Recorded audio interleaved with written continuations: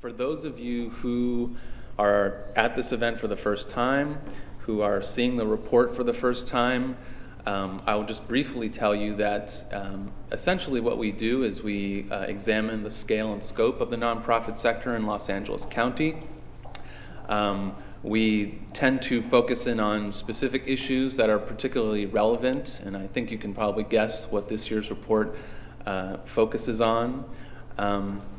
But I can also tell you that typically we rely on financial data that is always about a year and a half out of date. And so we knew that for this year in particular, we would have to do something more to make the findings more relevant.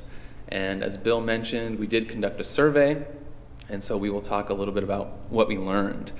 Some of the previous focal areas of the report have included the human service sector in Los Angeles County, the 2003 budget crisis. We've looked at the role of foundations. We look at employment and wages in the nonprofit sector, civic engagement, arts and culture. Last year we looked at some of the regional differences with respect to the nonprofit sector.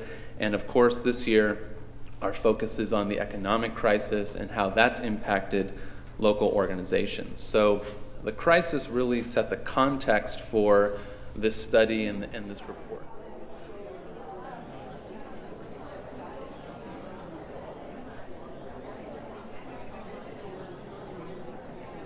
Long-term sustainability of many of the organizations with government revenue in jeopardy or having been reduced.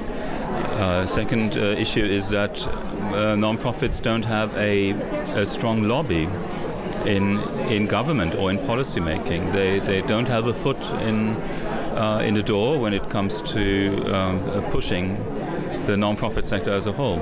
So they don't have a good representation. I think that a lot of the barriers, some are just perceptual, right? People think they can't advocate, and that the law, for example, prohibits nonprofits from getting involved in public policy advocacy. That's absolutely false.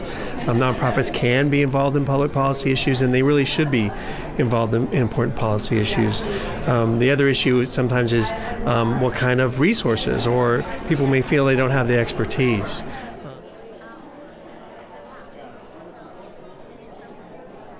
Reach Out and Read is an idea that started 20 years ago in Boston, Massachusetts, and it's the idea of doctors and nurses being trained to give read-aloud advice to parents and give a children's book to each child that comes in for their well-child visit from age 6 months to 5 years. I was thinking just this morning about the American Academy of Pediatrics and contacting them about collaborating more on our idea of early literacy. Policymakers want to hear from people who are active in the field and working with, say, low-income families who are trying to find insurance for their children.